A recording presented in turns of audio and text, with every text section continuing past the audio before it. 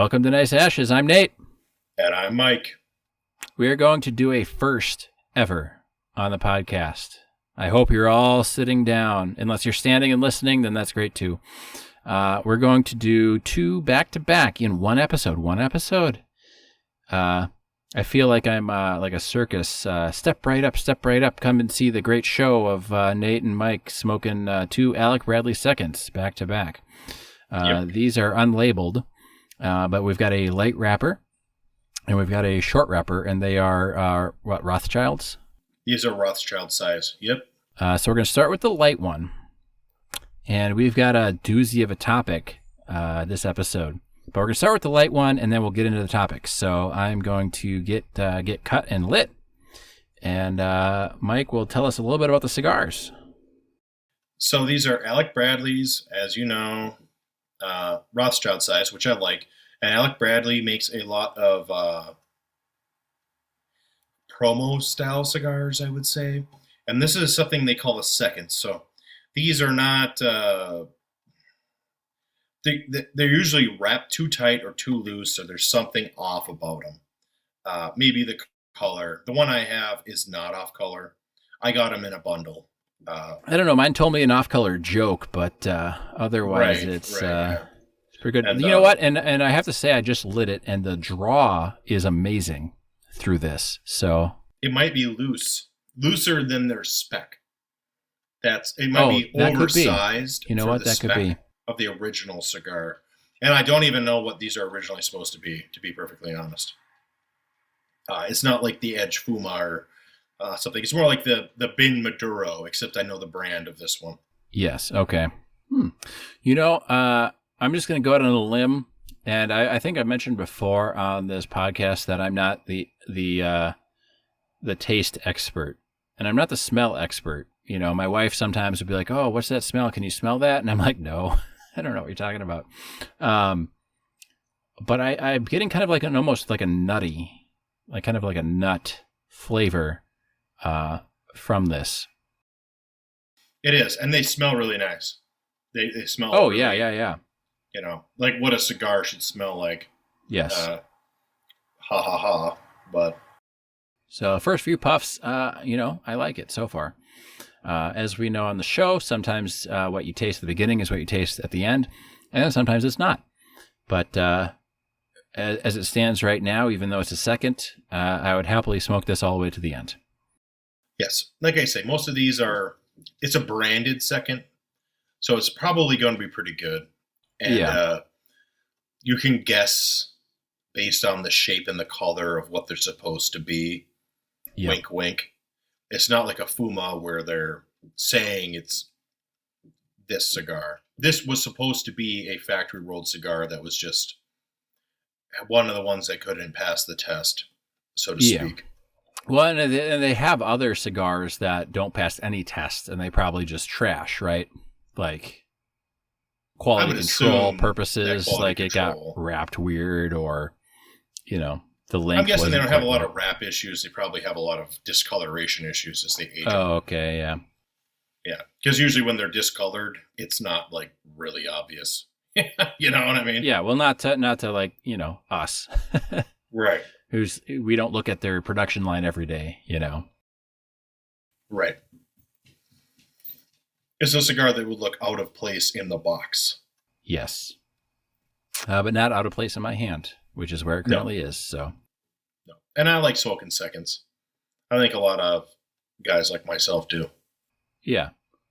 There's really nothing wrong with that. It's, so, and with the way everything's been kind of more globalized, you can get a lot of, I don't really want to call them knockoffs because it isn't really, but there's a lot of imitations or alternate versions of things you can buy that or emulate. They emulate the name brand expensive price tag, but they do it in a way that doesn't have the expensive price tag.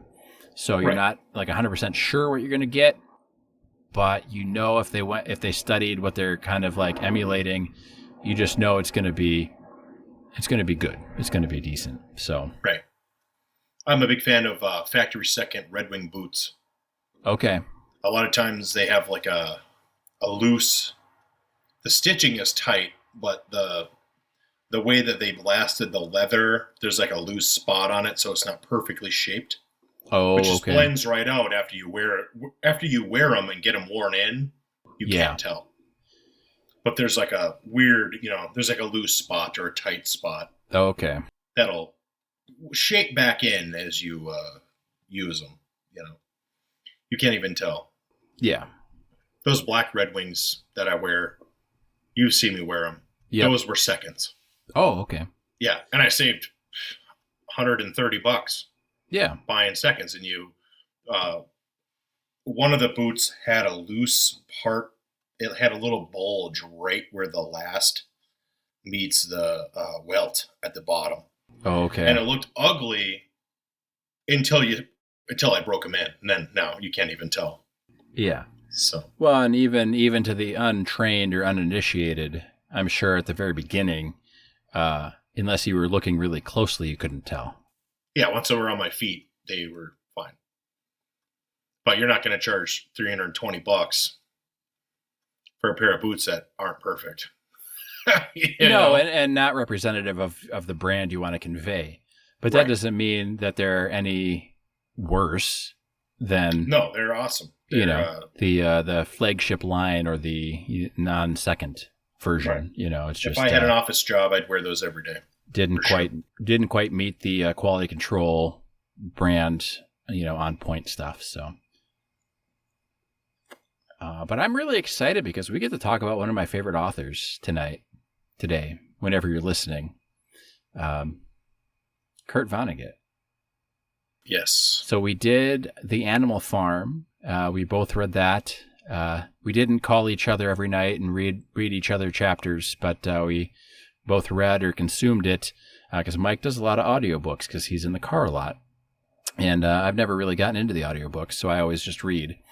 And we both read Animal Farm, and we talked about that on a previous episode. And we did a Kurt Vonnegut book, Slaughterhouse-Five, which is one of my favorite Kurt Vonnegut books of all time. It's a very famous book. And it's the first time that I've ever listened to it. I listened to it on audiobook twice. Yeah, and have you had any exposure to Kurt Vonnegut previously? No, I did not.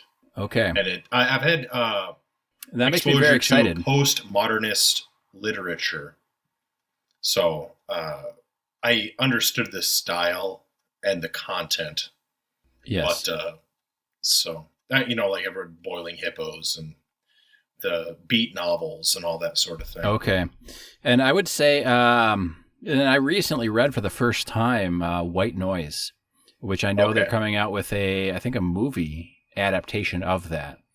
And and forgive me, I can't remember the author right now. I think it's something, I'm not even going to guess, but I read it and I was very impressed. And it's actually, if you've heard of the band, the Airborne Toxic Event, that's the novel they take their band name from. But it's basically a professor who is an expert in Hitler studies. So that's all he teaches is Hitler. Not because he's pro-Hitler, but that's just he's made, it's funny because he made like a huge name for himself in Hitler studies, but he doesn't speak German.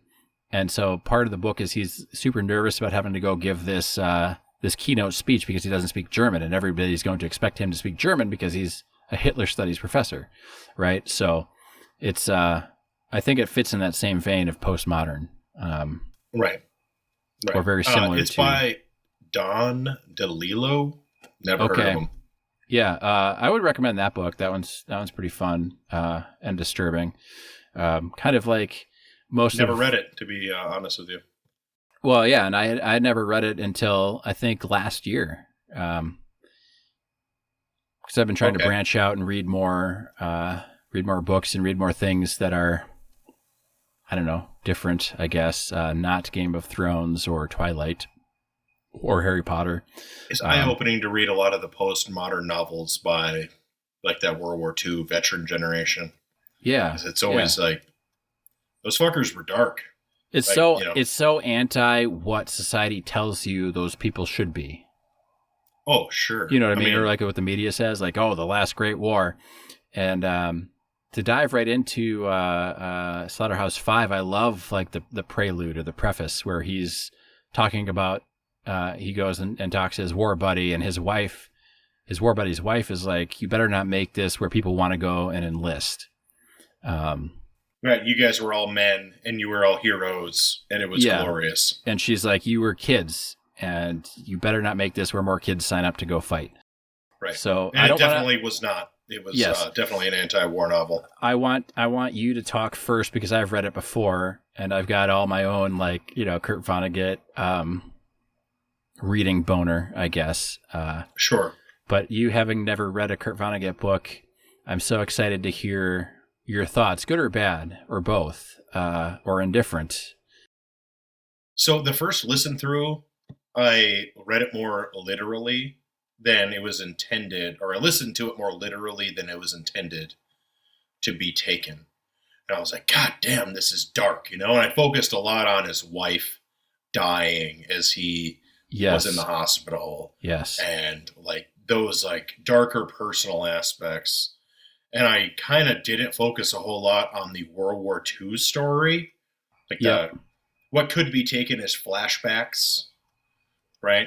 Quote unquote. Well, he's unstuck in time, so. He's unstuck in time. But I focus less on that and more on his like life story, which did tie in. It was patterned throughout, and it was so depressing. Yeah.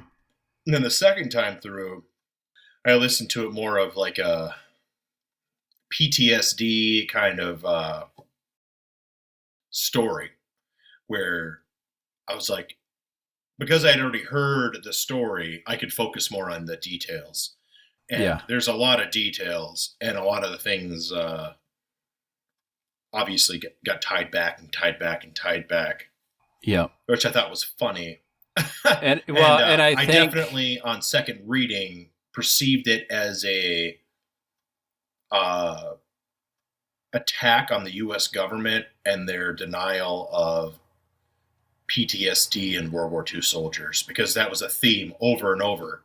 Yeah. That I noticed on the second reading, where it was like, oh, he was in the hospital for the psychiatric thing, but it definitely wasn't the war. Just like at the end, it was like this brigadier general who had never seen the war, who just totally discounted him. Yes. Because he was saying something bad about the bombing of Dresden. Because it's totally just, war is wonderful. Yeah. Well, and the counterpoint, I guess, not the counterpoint, but like another thing is that brigadier general was complaining because he had to rewrite his World War II history books because they just declassified the Dresden bombing, and now he had to include that in his book. Right? Yes. He had to go back and rewrite it and include Dresden, because if he didn't, then nobody was going to believe he was even part of the war, because now it's been declassified. Right. And he said a bunch of sissies, or to that effect, would have been bothered about all the death that was caused in the Battle of Dresden, even though Dresden was known not to have any value in the war, which it did, I'm sure, but. Well, yeah, and that's what total war is, right? We're still complaining about the burning of Atlanta, so. Yeah, and just to get our listeners up to speed, if you've never read Slaughterhouse-Five, we got spoiler alerts, yada yada, but it's basically Kurt Vonnegut lived through the bombing of Dresden, and this is his novelization, kind of that, and it's maybe less about the actual bombing of Dresden than it is about, like you said, just war in general and kind of the government's role in war, which is different than the people actually fighting the war's role in war. Sure. And I viewed, well, I guess, like I say, I read it, I listened to it once through, took it literally. The second time I started paying attention, and it almost seemed like every time that he slipped between the two was a triggering event for like PTSD, like a PTSD trigger. And then it would flip and flip and flip. And it was always on a trigger point and a trigger point and a trigger point. And it was very well done. Oh, man. I'm sure that you pick more up on it when you read it with your eyes instead of listening to it in a novel. Yeah, and I did, and Mike and I talked about this a little bit on in between episodes, we'll say. But Kurt Vonnegut does some really phenomenal, and we're not talking Vincent van Gogh or Picasso, but he does some phenomenal hand illustrations in his books. And like I said, they're, if you have like an elementary school kid, that's about the level of his drawings. No offense to Kurt. And I think they're intentionally done that way, right? Because he does write about a lot of heavy subjects, but he does so in kind of like a laugh out loud way. And I told Mike this too. My brother and I read almost everything Kurt has ever written, and we read it in high school and like early college. And we instantly, like after the first like book or two, this was still when you could go out in public, right? And you could read a book and nobody would look at you like you're like a mass murderer or something. But this was before like internet was on your phone and all this stuff. But we made a rule that we can't read Kurt Vonnegut in public because you're reading about the firebombing of Dresden, and then he'll throw something in there and it's just the most absurd, funny thing ever. Like one of the lines in the book was, I think when Billy Pilgrim was at the zoo on Trafalgar Moor, and they were like, and he goes, and Billy was hung or something, like he had like a massive cock or something, and it's like, he had a massive wang. Yeah, massive wang, and you're like, wait a second, this is a book about the firebombing of Dresden. You have your protagonist in an alien zoo, stripped naked. He's got a massive wang, and he's banging a movie star. But then even the banging the movie star came back later, and Billy was like, oh yeah, a lot of times I just had to do like domestic things for her, and she wanted like attention because she was raising our child. But we're in a zoo, so is it like, it wasn't really like a child, like humans, like on Earth, like like it was disconnected somehow, right? And you could like pick that up from the writing. So I don't know. I really love Kurt Vonnegut. And his writing style, and I laughed at the beginning when he said most of the things in this story are true. Well, at least some of the things. Well, this and this and this and this I did see with my own eyes. Yeah. Where it's like, okay, so we've already been prefaced like, yeah. Well, that's the parts of the war. A lot of it like is true. Oh yeah, yeah, and but like there is like a very true story hidden in there. Yeah, and one of my favorite things, and I've read this book a lot because it's one of my favorites of his. I think every book I've read of his I really enjoy, and I wish I could keep them all separate in my head, but it's all kind of like the mass of Kurt Vonnegut, right? So like when I think about Kurt Vonnegut, I think of course of Slaughterhouse-Five, but I think of all of the other books of his that I've read, and I can't remember which scenes are from which books because they all kind of blend together because sure. No, I know I know exactly what you mean because it's like Dune.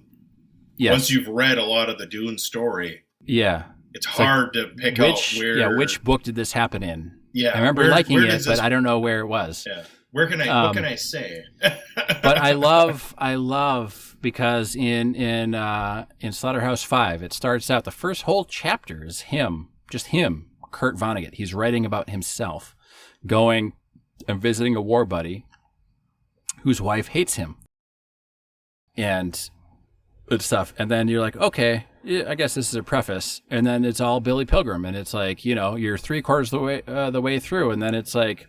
And somebody shit their brains out, and then Kurt goes, that was me, that was I was there, I shit my brains out in that boxcar or something, and it's like he throws himself back in there, and you're like, oh, holy fuck, he told me he was in here at the beginning. More importantly than that, it was somebody said, I'm going to shit my brains out. Yeah. Then that person said, oh, there they go, right, there they go.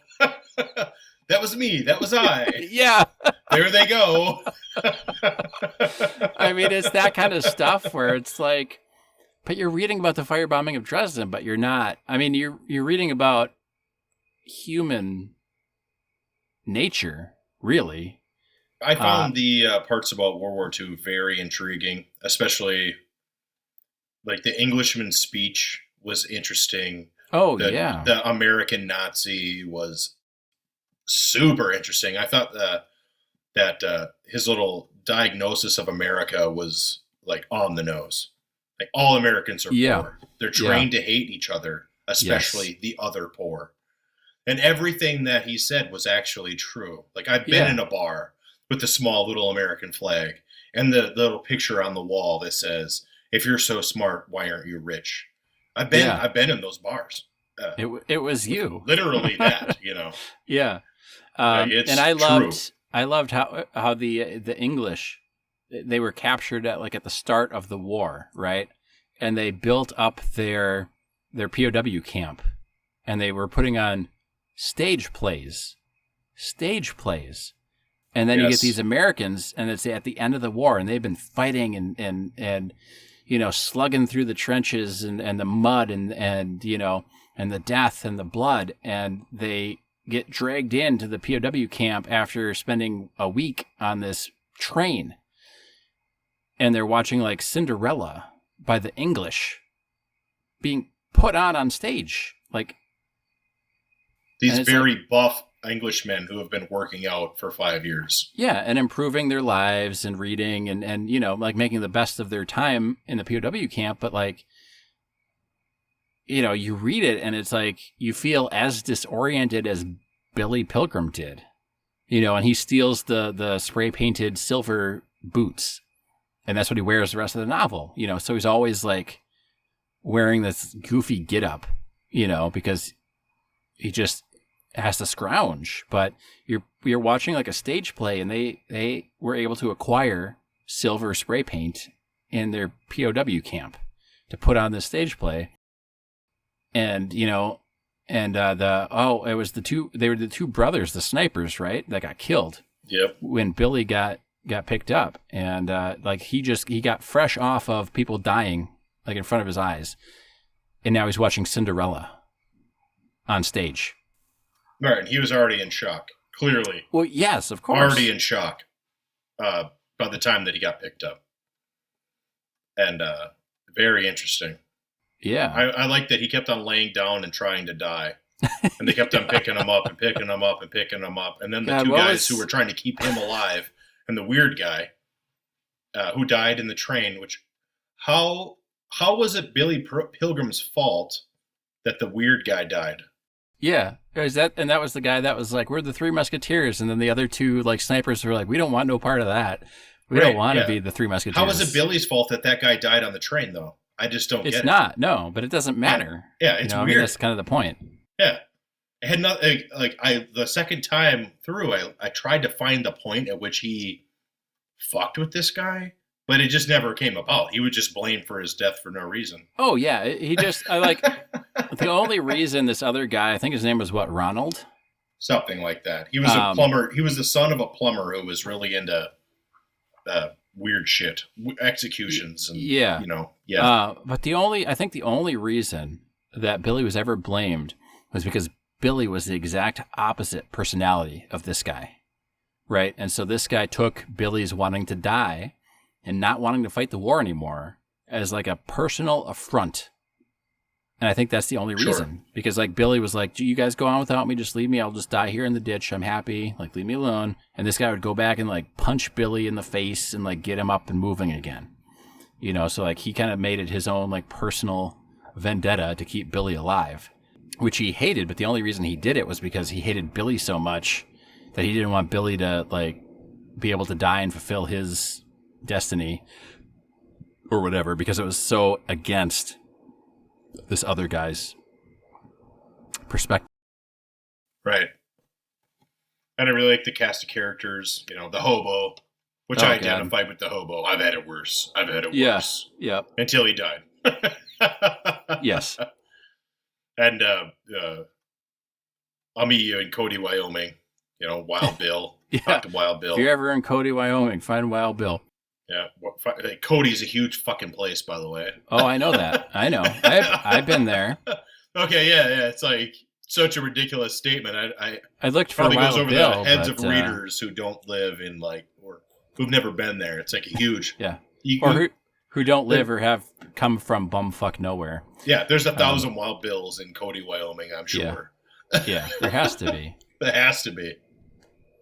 All right, so quick pause. I'm done with this cigar. What? I'm only halfway through. Holy shit, dude. What the hell? I don't know. Maybe mine's looser than yours. That's what she said. Must be. Mine's actually tasting great, too. Dude, I really like this enjoying one. it. This one's really good. And maybe that's why I've been smoking it so much. Yeah, it's light. It's lighter than... I mean, it's a Connecticut, so it is a little lighter. Yeah. Which maybe I'm starting to really like the Connecticut's, I guess. I think they've got a really good place. What was the one that we smoked that was a Connecticut, but then it got like so dark at the end that we were both like buzzing? Was that the Edge? No, that wasn't the Edge. That was the Perdomo Champagne. That one, but it was the big one. Great. Yeah, it was like a Super Toro. Yeah, it was not like a Robusto. It was a Super Toro. It was big. I liked that one a lot. And that was the 10th anniversary special edition. Blah blah blah blah blah. That was a pretty expensive stick. Okay, that one was so good. Yep. I think I only got 2 of those because it was that. I think I paid $12 for it. Okay. So at a store to be $18, $15. Easy. Yeah. Yeah. It was a good stick though. That was really good. This one's really good. I like this one a lot. How much do you have left? You're only halfway through? I have over 2 inches left, if you can believe it. I absolutely cannot. But yeah, I don't know how the hell you puffed that down. The truth is the truth, I guess. Well, you were doing a little more talking. That's true. Yeah, we're vamping a lot. We're not doing like the synopsis of the story. It's difficult to do a synopsis of this story. You can't. It's Billy's on a second time. You can't really like summarize the story other than, the firebombing of Dresden plays a part, aliens play a part, PTSD, and just general life. So the layout of the story, the World War II part is in order, but then it cuts. Yeah. So the beginning and the end of the novel are actually the same setting, and the middle is jumbled up. So it starts and ends in the same place, and the narrator actually takes over for the last page or so. Yeah. And then the World War II story goes throughout, which is horrific. Yes. I actually learned, I did not know that they made, I don't even know if it's true. I did look up the bombing at Dresden. He made up the number. There was not, according to the government, 135,000 people that died. That was thrown out, but they think it's more like 30, 40,000 people died. Okay. Which is horrific, but less so. Well, with those stats too, though, I don't know that they always count the full civilian count. Right. And the government has maybe, because our government did it, so they have a vested interest in making that number less. Yes, they do. In retrospect. So, I don't know. I mean, it's probably somewhere between the two numbers is what I would say. Probably. Just, trying to look at it logically, I suppose. But what's interesting is all the times I've read it, and even this last time I read it, I never even considered PTSD. Really? So that's a great insight because it totally does make sense. My grandfather had real bad PTSD. Okay. And but that's why I enjoy it fits the premise, right? Yeah. That's why I like reading books with other people. Because everybody's got a little bit different take on everything. So it really kind of opens up awareness. Well, you never noticed the anti-government talk with, this has nothing to do with the war. That was repeated multiple times. Oh no, I picked up the anti-government. Yeah, I never this really has nothing to do with. This has nothing to do with the war. Yeah, I never ascribed it. I never ascribed like the PTSD lens or filter.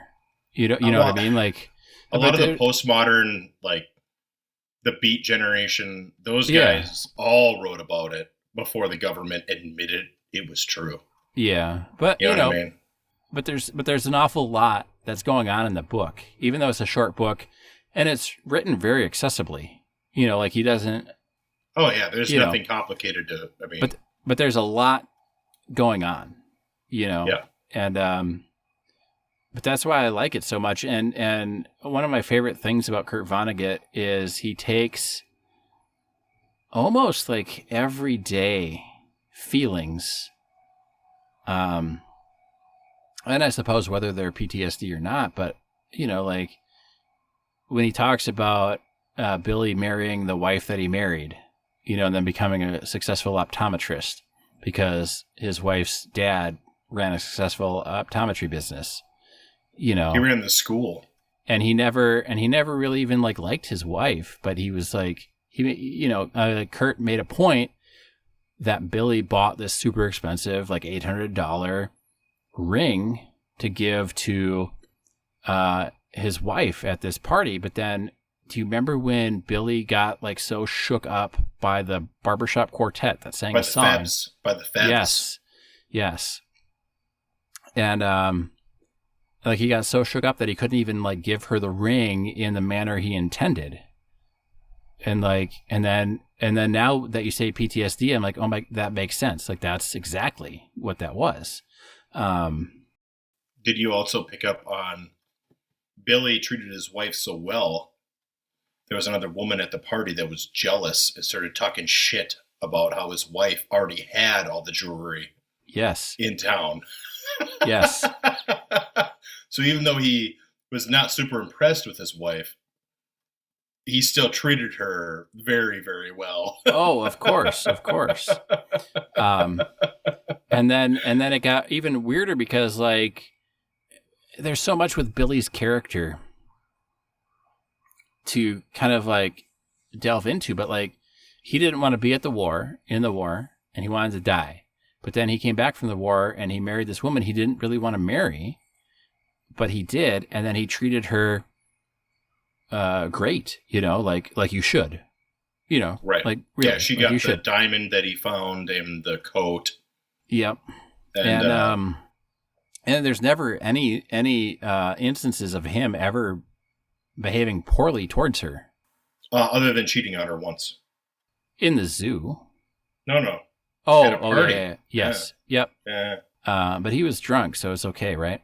And he was shamed and he couldn't find the steering wheel. Yes, and he was in the back seat. But and that like, and I feel almost like that generation was like I don't know if most, but like I feel like a lot of them had mistresses. Like that was just kind of like the culture at the time. But I think by and large he treated her very well. And only us, the readers, knew that he wasn't super thrilled about the whole thing. She was as big as a house. Yes, but and she kept on eating candy. Yeah, that was constant too. Eating candy. Yeah, but only to us, the reader. Like that wasn't something that he went about town saying. I don't think. Like you never got that feeling that he was vindictive in any way. No, and I also got the feeling that his son, the Green Beret, died too, even though it wasn't explicitly said. Yeah. There's a line where it was like, oh yeah, back when he was still alive or something. Yes, back when he was still alive. But I think, like Kurt takes a lot of these very complex emotions and kind of like packages them up in a little like humorous anecdote. Like the aliens, the Trafalgar-Morians or Trafal. I don't know how to pronounce it, but have you lit your second cigar, Nate? Not yet. I'm waiting for you. Well, you should light it, and if I fall behind, I mean, I got a good inch left before I'm going to put this one out. So, I'll wait for you. Okay. We should light at the same time so we can give initial thoughts. Well, thanks. This is starting to get a little sour on me. Yeah, in the last 2 inches here, I put it out. To get sour. I put it out at an inch, so it was. I'm also smoking it faster than I otherwise would. Yes, well, there's really no rush, but mine got a little sour at the last inch and a half, and I gave it the last half inch, and then I kind of poured it out. So mine's woody and light and a little nutty. It's very pleasant. I got more nutty at the beginning, and it kind of gets into more of that woodiness later, but it's good. I like both flavors. Even right now, I'm getting like walnut. It's sort of more like an acorn. If anybody's ever ate acorns. And now it's more like a darker walnut. Very nice. Mm-hmm. It's changed. Like I say, it's a good smoke. Yeah. A lot of these, especially if you get a branded second, it seems like it's a good cigar. It's probably not something you're going to give to your uncle at a party because it doesn't have a band on it. But if you did, it'd be depending good. on how much you like your uncle and how into appearances he is. But I think if you gave this to somebody, I think they would like it. Like even your uncle would like it. They might like turn their nose up, like, oh, it doesn't have a band on it. But right. Well, I mentioned last episode that I smoked a Edge at a party. Yeah. And the reason why I did is I was going to go to this party, and I knew that Sarah's uncle was going to be there, and he smoked cigars. And he gave me a punch. He gave me a pretty good cigar, too, in return. Okay. But when we lit it up, I was like, blah, blah, blah. I actually like the Fuma of this cigar a lot better because I got a box of the Fumas, and I got a box of the Edges. And the Fumas are way better. And he's like, oh, man, I need to try one of those now. Okay. Like, should have brought two of them. But because I do think the Fumas are better to smoke. Yeah, me too. So, Nate, you want to take us down? This is not a novel where we can start at the beginning and end at the end because it gets jumped so far. Yeah, it's really not. Billy's life gets cut up. The beginning and the end of his life are the same place where his wife is dead and now he's at home in a house that doesn't have any heat and his daughter is treating him like a child. Yes. Who's apparently very attractive, even though she's also eating a Mars bar, hinting that she's going to blow up as big as a house as well. Yes, but she doesn't have the same personality that the mother had. Because apparently I never felt like Billy's wife was mean or overly commandeering or patronizing. No, she seemed like a very nice she seemed like a very nice woman. And I think the daughter, I don't know where she got the personality from, but she didn't inherit the personality from either of her parents. So that's probably her own doing, but the daughter definitely did seem a little more like up in their business and wanted to take charge of Billy's life, especially post-accident. Yes. And, you can... That made me really depressed, too. Yeah. That was so depressing. And you can look at this novel and you can look at it in a lot of different ways. You can read it as a very lighthearted alien / anti-war novel and not dig too deep on anything and say, okay, well, there really were the aliens and they really did take him to the zoo and he really did, make love in public to the movie star and raise a child there. And their perspective on life is that everybody's always alive all the time. Just depends on when you choose to remember them, which is a nice thought. And maybe it's true. I'm not a fourth dimensional or fifth dimensional interstellar being. So I don't know for sure, but and then you can also read it in a way where it's like, this is just a man, Kurt, trying to deal with the atrocities of war, which is basically just war. You don't have to go kill and rape and pillage to have war be an atrocity. Sure.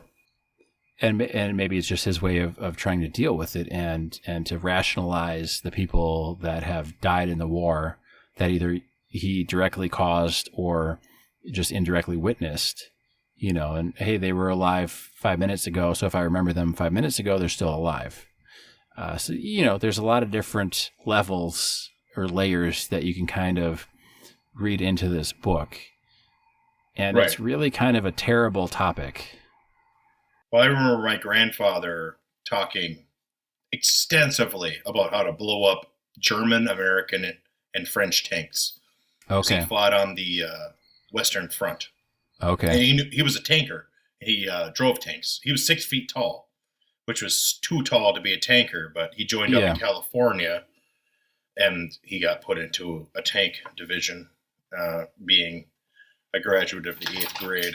But he knew everything about how to blow up other tanks and his own tank and how to avoid getting hit. And he would talk a lot about it. but he never Yeah, talked okay. about killing people.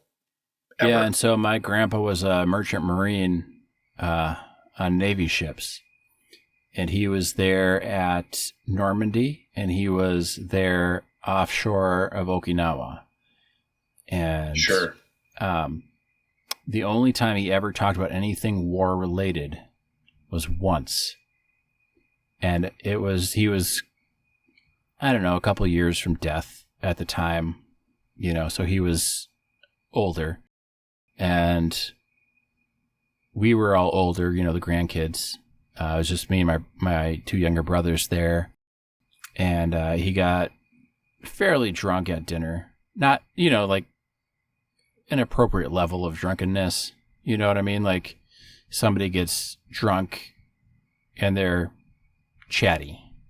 Not like the drunk and I'm going to, I don't know, smash this plate and be angry. But, he was always very, very reserved. And he would tell us stories about the war, but he'd only tell us about like a dog that they found and they kind of adopted, and this monkey that he adopted and then had to give to some other sailor, because he was done with his tour or something. But the only time he ever talked about like war stuff, like more war stuff, was that one night when he got a little too drunk at dinner. And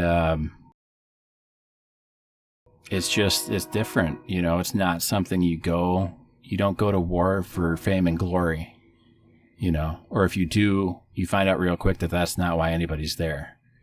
I think, Sure. So it's one of those book topics where you're not going to go into it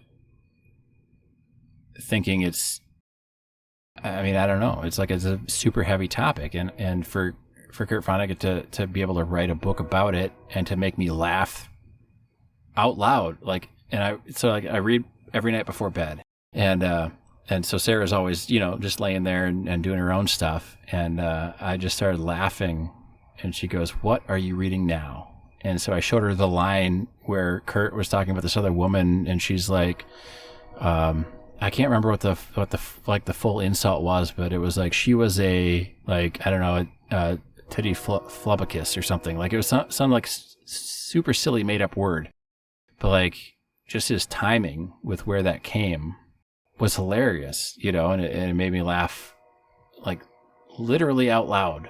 And I know, the current generation is like, oh, I laughed out loud. And it doesn't mean that they laughed. And they say literally a lot. But like, honest to God, I laughed out loud. Probably three or four times in the reading of the book about the firebombing of Dresden, of all things to be laughing about. But it wasn't actually the firebombing I was laughing about. But I think just, for Kurt to be able to write a book about that kind of a topic, and that's like a theme in war, is that there are funny moments, and they're funnier because you're doing horrible things. Yes.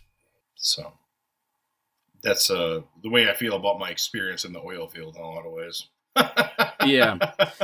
And I think that, and that was one of my biggest praises of Kurt Vonnegut, is he can take a lot of these very serious topics and emotions and feelings that are almost universal to humanity, and he can make them funny, at least in the extent where, it's not like a Saturday Night Live, like, I'm going to roll on the floor laughing, but like funny in a way where it's like, it's funny because I relate to it, or he made me relate to this, or sure. So I think, are you lighting up your second one? I just finished my second one. I'm going to open my second beer here as well. You mean you finished your first one? Oh, yes. I finished my second. My first one. Word salad out of my mouth. Ha, ha, yeah. ha. So we're going. I finished it, or I was about 1.25 inches away from the end, and it started to get real sour. Yep. I was like, it's done now. It's done. It was good, though. Yeah, it was good. I liked it. That's the great part about a Rothschild cigar. They are good until the end, and then it's like, toss them. Yep. So now this next one's darker. Yes, this is a Maduro wrapper. Same shape, same exact size, same company. I believe that, I did not look it up. I like the mystery. Usually when these companies come out with a line, they'll do a Maduro in a Connecticut. So I happened to be there at the right time to get the seconds. And they're good. That's definitely not something I need to put tequila on to make it taste good. So, no, that was a good smoke. From what I remember, which I've smoked both of these before, I do have an opinion, and I will let you know after we smoke it. Okay. So I've got this one going, trying to gauge any tastes that I'm getting from it. I think I'm getting just the plain, like, I don't know if you'd call it the stereotypical Maduro taste. Mine's sweet and dark. And harder. This one's much harder. Mine are stored in the same humidor. Yeah, mine were too. Right next to each other. This one does feel tighter packed, I guess. This one's definitely tighter packed than the other one. This is too tight. Yeah, the other one, the airflow, and maybe it was too much airflow, and that's why I smoked it so fast. But the draw through this one is fine. Like, it's what I would expect, maybe. Yeah, the draw is great, and the taste is actually good too. I get maybe a little fruit. Okay. Like a little, like it's sweet and like not tangy, but fruity. It's good. Yeah. It's good. We'll see as it progresses along the way. Yes. So, my grandfather was not so free. I don't know any of the battles he went in. He didn't even tell us the tank battalion or anything like that he was in. I found all that stuff out later in life. As when he died, he left a whole box of medals and patches and all these things he got. And then we could backtrace. You can backtrace based on where he was. And he fought the whole way across Europe. You know, he was there until 1945. He joined in 1942 on like January 1st or something, like right away. Yep. He was there the whole time. Well, I like in the book when Dresden gets firebombed, and then later they go back to get their trophies of war. Yes. And then they get accosted, or Billy gets accosted by that couple because the horses were bleeding and stuff. But the trophies of war, I don't know if it's really like a thing. But I know it's a thing because I have my grandfather's trophies of war. Oh. In my basement. Really? Yes. And so I think that everybody probably did it, but I don't think it was a conscious thing. My grandfather had no trophies of war, as far as I know. Okay. His trophy was that on one of his breaks, he went on a blind date with my grandmother and came back and married her. Yep. That's what my grandpa did. What my grandpa did. She was a World War II nurse, and on a blind date they met, and then they married after it. Okay. So I told you my grandfather was stationed off of Normandy, and he was part of the shelling because he was merchant marine, so he ran all the guns on the Navy ships. Mm-hmm. He didn't run all the guns, but like that's what the merchant marines did. They ran the guns on the ships. And after they had won Normandy, they all got to go ashore. And so he picked up a bunch of stuff. And one of the things he picked up was a German rifle. And he was walking back onto the ship on the gangplank, and the commanding officer ordered him to turn over the rifle to the commanding officer, right? And my grandpa was like, there was no way I was giving that asshole the rifle I picked up from the battlefield, so I threw it in the ocean.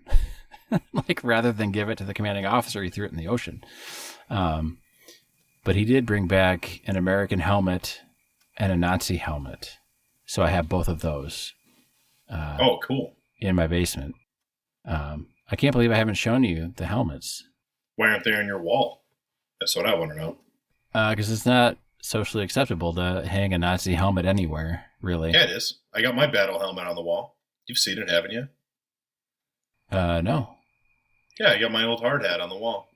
Oh, your hard hat. Down in the little game room area down there. Oh, I get distracted by the Star Trek posters. Yeah. So I always see the Star Trek posters.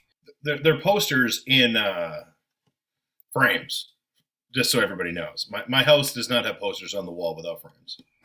But I don't. Not anymore. We don't either. Not now that I have a woman living in the house. Well, and I started putting mine in frames because they were starting to get ratty, because moving apartments and stuff. So I just put them in frames, and it's easier. Sure.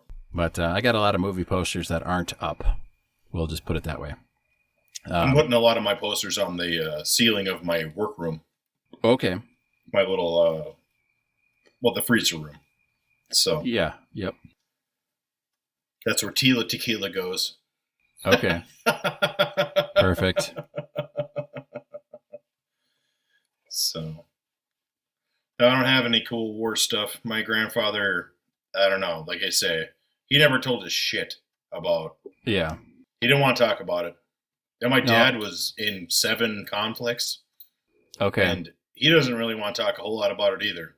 He was always logistics, though. So he doesn't have, like, super duper war fancy stories. It's like, we smoked 2 cartons of cigarettes a day and put together radios. And I was like, 2 cartons of cigarettes? He's like, yes, 2 cartons of cigarettes every single day. I'm like, why the fuck is that? He's like, well, we were always under bombing, Yep. It's like, oh, okay.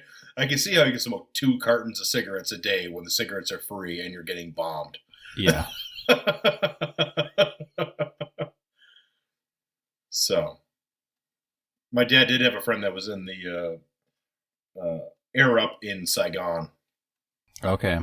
And he didn't want to talk about it either. Like, nobody that I knew who was in these wars wanted to talk about it. Yeah.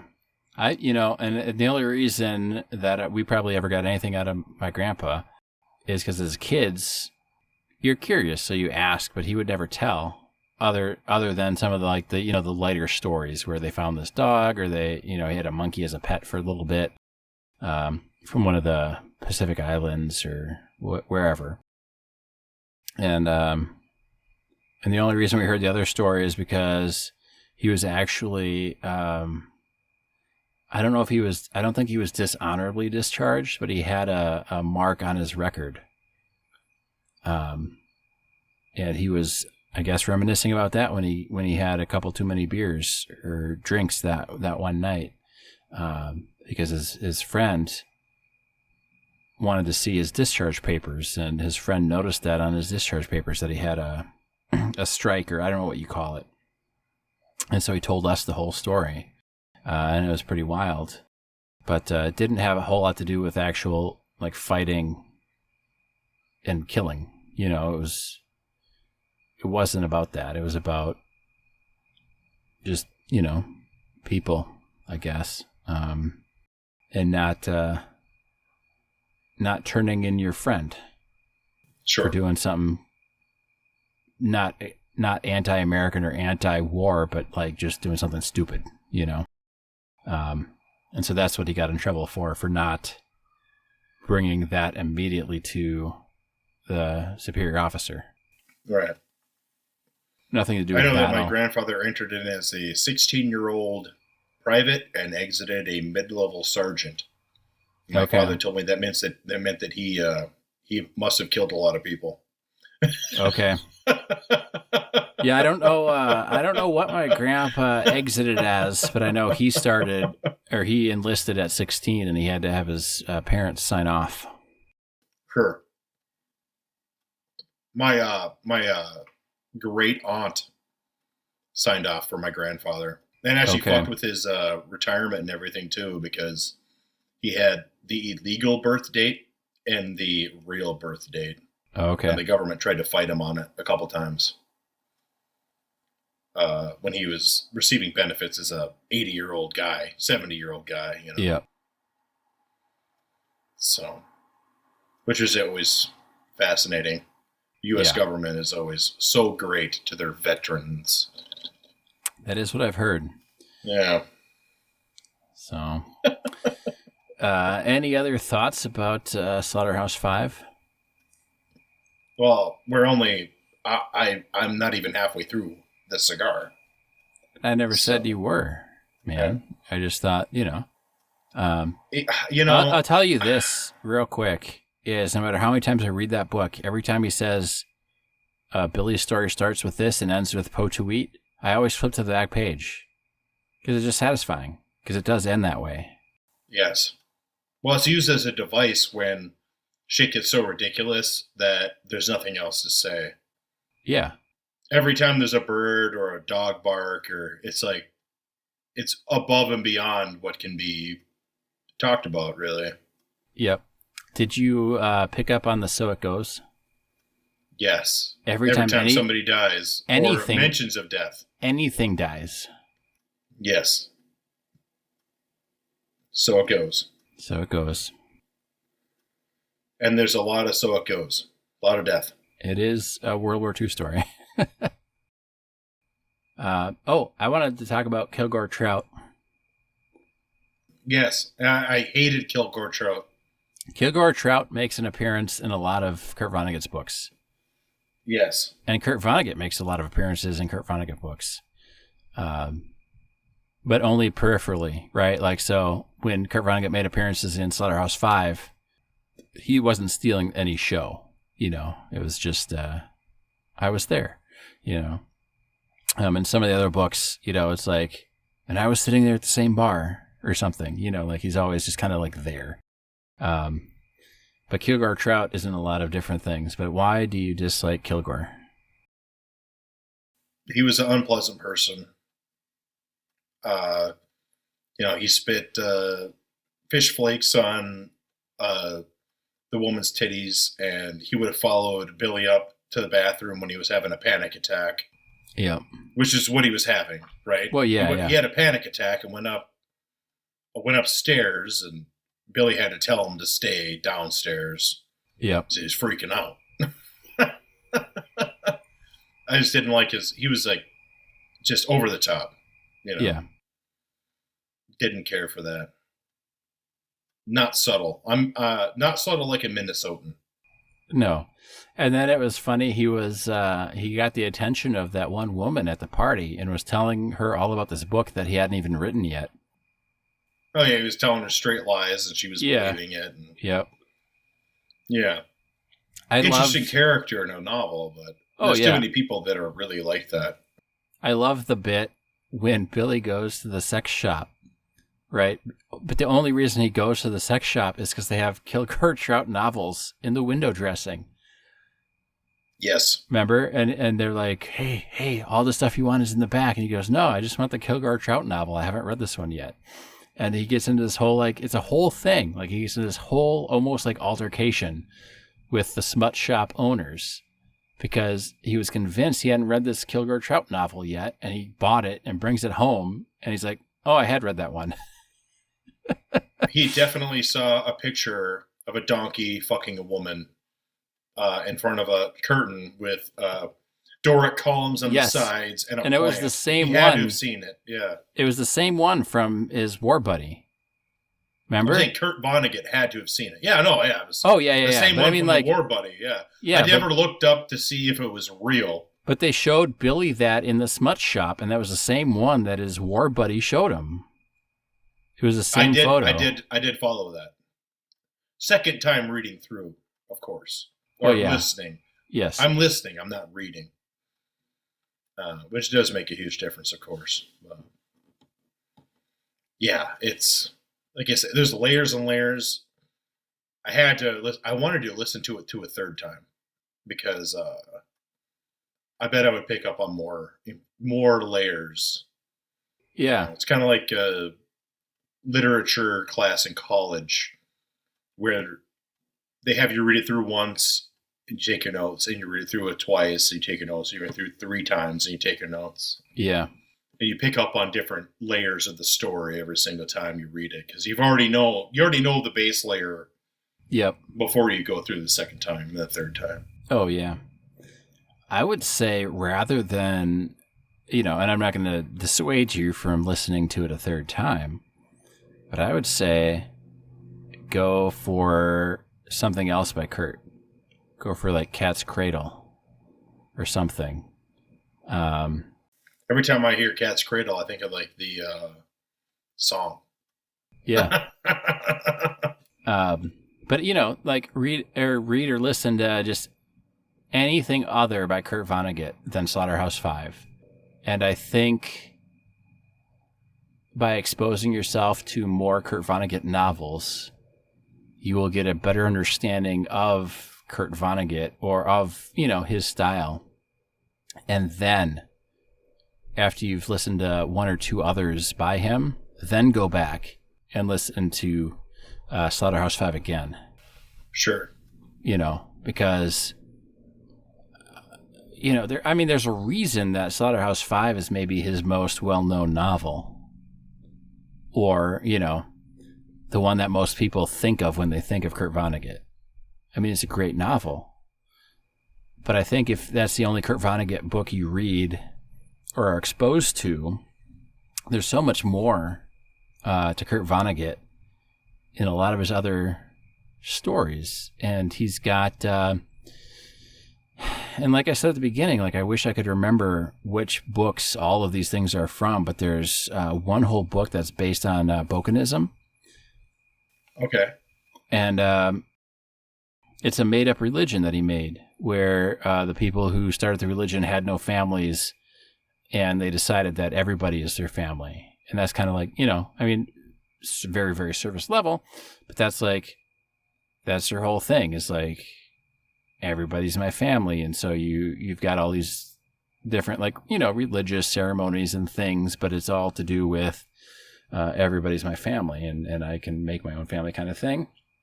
And then he's got one where it's the Church of Jesus Christ the Missing. So they don't believe that Jesus Christ was crucified and died. They just believe that he got lost. And so they're looking under dinner plates, behind curtains. They're always looking for Jesus. Which is, I think I'd like that one, or at least test it out. And then there's one all about Ice 9. And this is like the world's most dangerous compound. It turns everything to ice, like everything, every living thing. And the whole novel revolves around the threat of this Ice 9 being released. But it's told in Kurt Vonnegut style. So, I mean, everything's hilarious and sad. You don't know if you should be laughing or crying. But I think if you, and this is for anybody who's never been exposed to Kurt Vonnegut, is, read one of his books, read it twice. But before you read it a third time, read some of his other stuff and get a feel for, I don't know, his worldview, maybe. I mean, maybe that's what it is, But he's one of those ones where if you enjoy one of his books, you're going to enjoy the rest of them. Right. It's like not Kurt Vonnegut. It's like George Orwell. Yeah, similar theme. For sure. Very different settings, but very similar ideals he's striving for, I guess. Yes. Similar vein. Similar but different. Yeah. I am halfway through my cigar. And it's good. It's still fruity. Me as well. Yeah. I don't know. I'm trying to decide if I like this one better than the other one. It's very good. Different, but it's good. Yeah, it is a bit different, but I think we like that, This one is definitely darker. Oh, but it's got layers of flavor. It does. It's not peppery and it's not spicy. And that's a good thing. Yeah. It's just kind of sweet and fruity, but dark. Yep. It's got that undertone. Yes. Which, again, one of the themes of our show here is a lot of times if you can get a cheaper cigar that's good, they are typically very good. And this is very good. Yeah, this one is very good. And I think that's true, like we talked about it last episode, where we're not smoking the top of the line stuff, the most expensive things, No. We're trying a lot of different things. And we like to sometimes take a gamble on something that could either be great or terrible. Right, and this is low tier. Yeah. One of the cheaper cigars we've ever smoked, for sure. Yeah. I think I got these for $2, maybe $3 a piece. Okay, that's even cheaper than the bin Maduros we smoked. Yes, it is a lot cheaper. Half the size as well, but yeah. But this one has the flavor, whereas the bin Maduro, it was like I don't want to say it was like the blandest thing that I've ever smoked, but it was pretty bland. I would never smoke them without a topping. Without tequila. Yeah. Yeah, basically. With tequila, it's fine. And we smoked 2 of them, and both of them were good with tequila. Oh, yeah. So, we smoked 3 of them a piece. Yeah. 1 without and 2 1 without and 2 with. So there's your testimonial for tequila cigars. And 1 with vodka, and the vodka was not the ticket. No, don't do that. Don't do that. As tempted as you might be to do that, we can't recommend that. There's something about the tequila. It's got that spice to it naturally. Yeah. Yeah. That really raises the profile. Yes. It enhances the flavors, I think. I think so too. Yeah, kind of blends well. I want to try a Connecticut tequila cigar. We could try something. We had to find a cheap one that was a Connecticut. Yeah, like don't they do Connecticut bin cigars?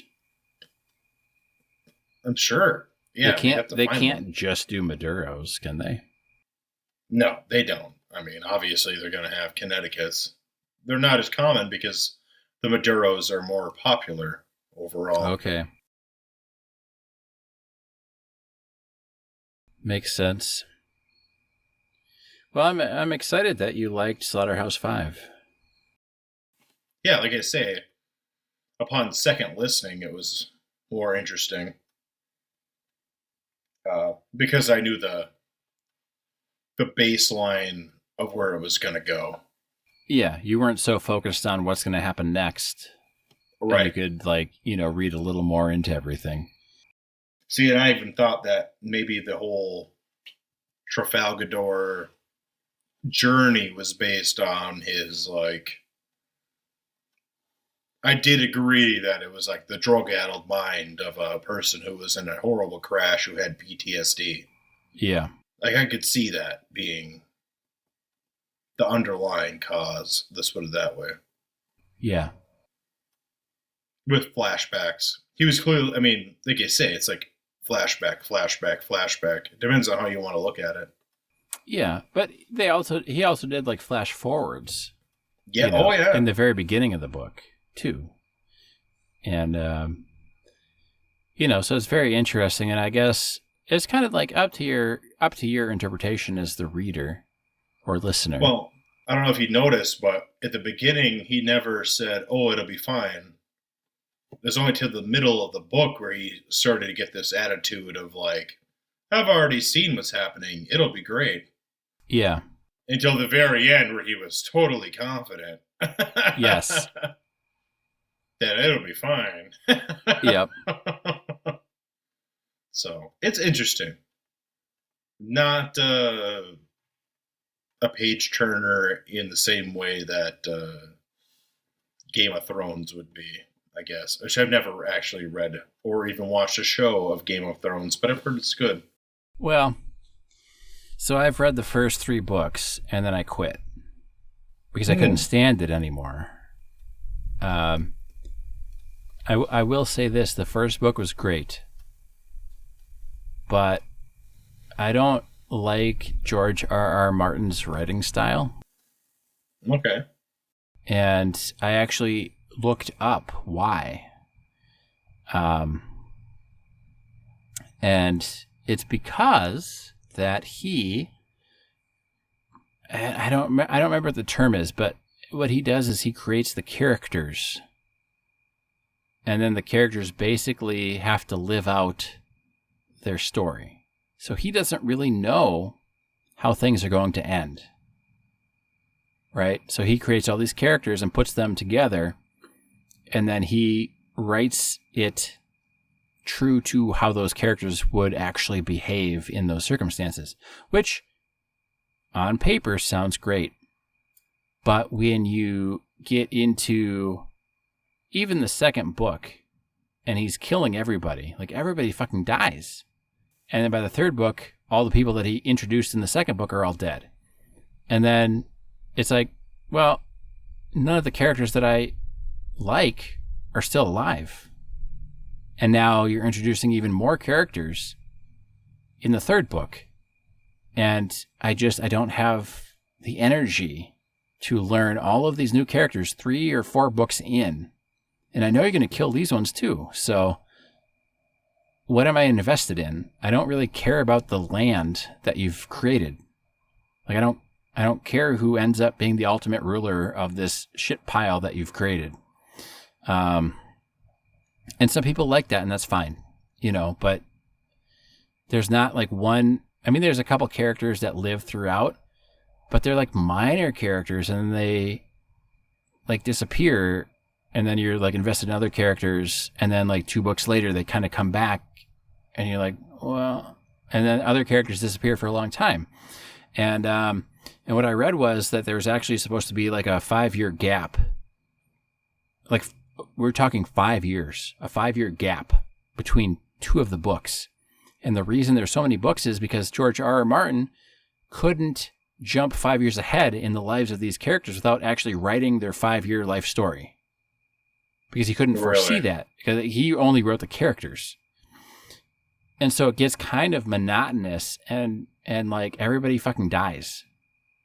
So it's not like Lord of the Rings, and when I read the first book, I'm like, oh my God, this is like Lord of the Rings for like adults, because there's like killing and there's like sex and there's intrigue and like there's all this stuff, but then it's like everybody's dying all the time, and you get all these new characters, so that you're not really following one character throughout. There's not like one protagonist.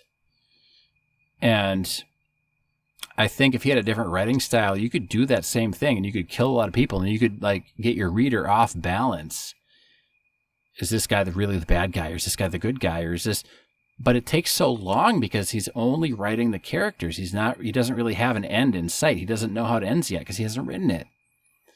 And that's why the TV show, the last couple of seasons were so bad, because they went beyond the books. And the writers looked at the end of what the viewer wanted, and then they backtracked to make that happen for the viewer. So it felt contrived because it was. And it was completely against George R.R.'s writing style. Sure. So it felt disingenuous to his style of writing, which will pull you right out of the world. And that's why the last couple seasons were bad, is what I read. And I haven't watched it, but I don't care, because I can't. Like, it's too much. It's almost like trying to watch a modern Marvel movie, because you have to watch all of the other stuff now. Like, before, I liked Marvel movies because you could get into it at any point and it didn't matter. But now they did the big Thanos thing, right? And they wiped out half the planet, and they came back like 5 years later, but they didn't age. And so now every Marvel movie has to like reference that incident within the timeline. And so you have to kind of like, you're always kind of like reminded that there's 20 other movies leading up to this one movie. So they kind of shifted from where all their movies were accessible to anybody, and now they're only accessible to those people that are watching every single Marvel movie. Yeah, I stopped watching superhero movies a long time ago. Yeah. So I'm just not. I'm not interested. Yeah, I mean, so that's my thought on Game of Thrones. Anyways, like it's there's Sure. too many characters, and it gets kind of mundane, even though exciting things happen.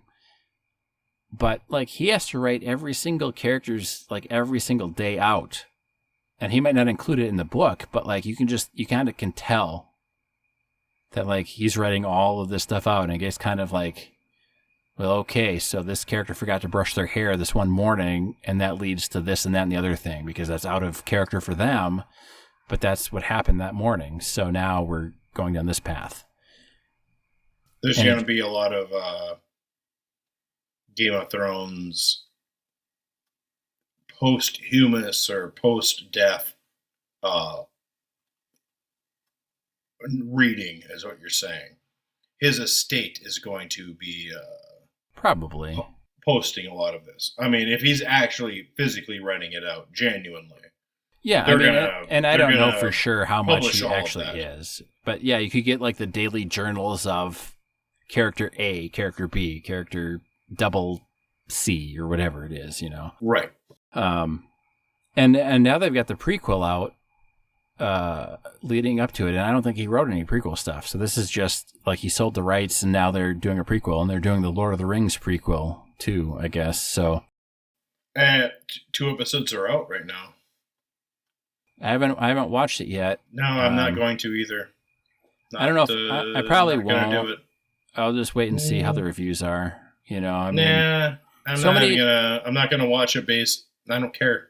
I don't really care either. And I think part of the reason is because they've been milking and mining these franchises like to exploitation levels that I don't have any faith in the modern filmmaker to take these franchises that have built themselves up on their own and then, you know, just milk them for that one more drop. Yeah, you know, Led Zeppelin used to write songs about Lord of the Rings. Yeah.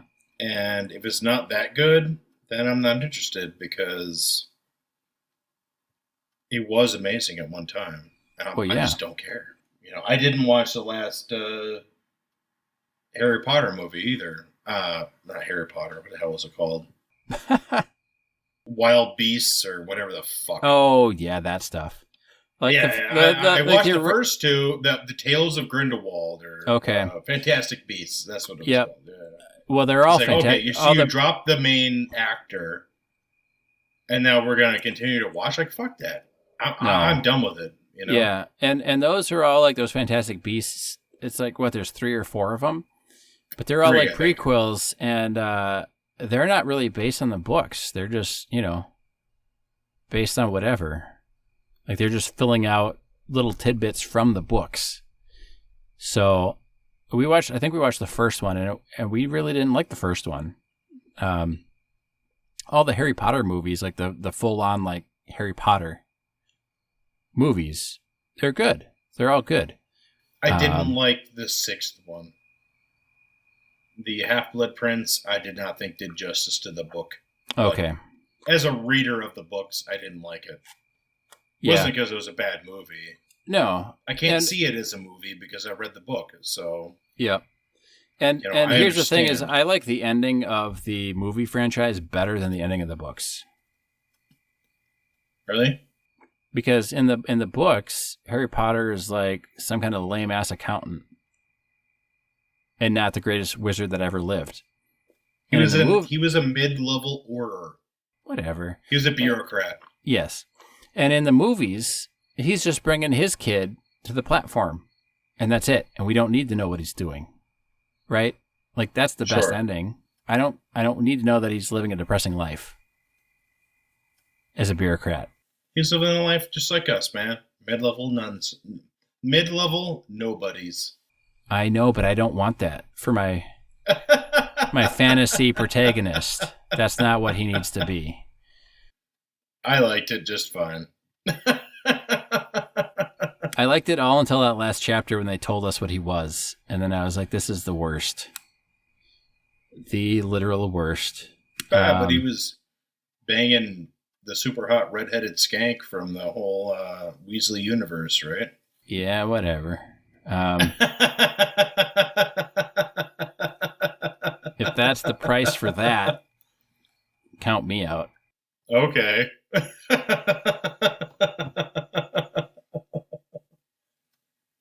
So, anyway, sometimes they do good stuff, but I don't know. See, no, I'm done with my cigar. Yeah, I'm at an inch. So, I'm at an inch. It's starting to get a little toasty, but not sour. The flavor is good. Yeah, this one is still good. Whereas the other one got a little sour at the end there, but It did. This one's still good. So, what were your thoughts that you wanted to wait and tell me about? Because I liked both of these. It's tough. I think I would probably.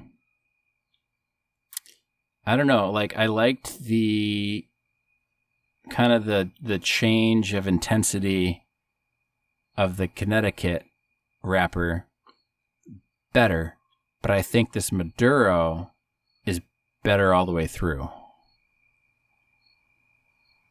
I would agree. I had smoked both of these before, and I thought the Connecticut was so-so. Yeah. It was fine. And the Maduro was also fine. Yep. But smoking them back to back, like if you had to choose. Smoking them back to back, I would choose a Maduro. Yeah. The Connecticut was good. Yeah. But the Maduro was better, I think. Yep. Marginally so. But Marginally but so. it was better. Yeah. They're not, I think, like I say, they're not like, they're not anything I'd write home about, right? No. They're good, but they're not intensely good. It's not something that I would be like, try this. This is really good. It's good enough, but. Yep. So we're about, like 80 minutes in on this podcast. So, sure. For a 40-minute cigar, they're both fine. Yeah, they're not bad. Not bad. I don't think you'd smoke one and say, "Man, I'd never smoke that again." Like it's not, it's not anything where it's not mind blowing like the Rocky Patel Fumas. Right. Right. But these ones are just fine. It's not a Moon Trance. It's not a Rocky Patel Fuma. It's not an Edge Connecticut. The Edge Connecticut's are very good. Yes. Any Edge Connecticut is going to be good. Yep. But if you want a cheap 40-minute cigar, can't go wrong, I don't think, with these. No, that's good. Do you think I'm too positive about all the cigars we smoke? No, I don't think so. Except for most of them are decent. Except for that stupid fucking Blood Red Moon one. I keep them in the box, and that's going to be like the prank cigar, I think. Okay, that's perfect. How bad it is. Give it to the uncle you don't like. Oh my god, it's awful. Ugh. Just maybe one of them will be good.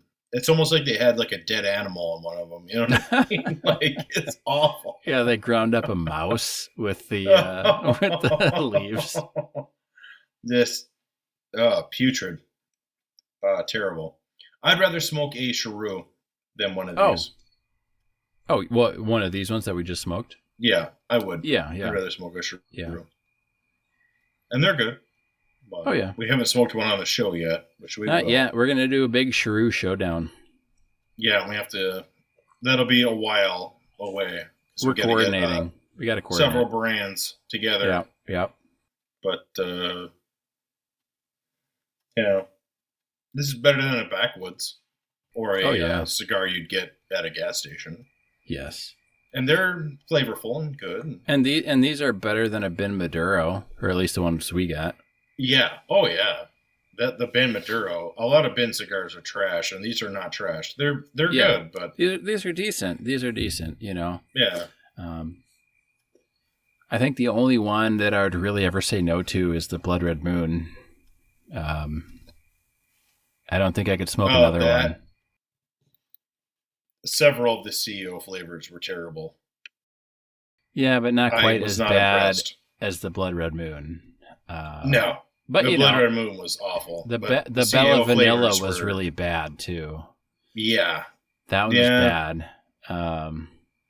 The other ones I could Outside probably of the Moon do. Trance, they don't really have anything going on there. I don't know why they make any of the other ones. No. But the other ones, like, if somebody had one and was like, hey, would you smoke one with me? I probably would, as long as it wasn't the Bella Vanilla. Yeah. But that's true. Because the Irish Dream was okay. It was fine. It was fine. Like, whatever. But these were good. They weren't like, I don't know. They were just good. Yeah, it was fine. Just good is good enough, though, for $2.50 a stick or whatever. Yeah, I paid for and them. it depends on. I think I got them for $20 a bundle. Okay. Something like that for like 10. I think I paid $2 even plus tax. Okay. So they're good enough for that for sure. Well, yeah. And it all depends on when you're smoking, where you're smoking, who you're smoking with. So. Right. Yeah, it's great on a lawnmower. Oh yeah. So, good times, and not too shabby on a podcast either. So. No. There you go. Very good. As far as that goes. Yep.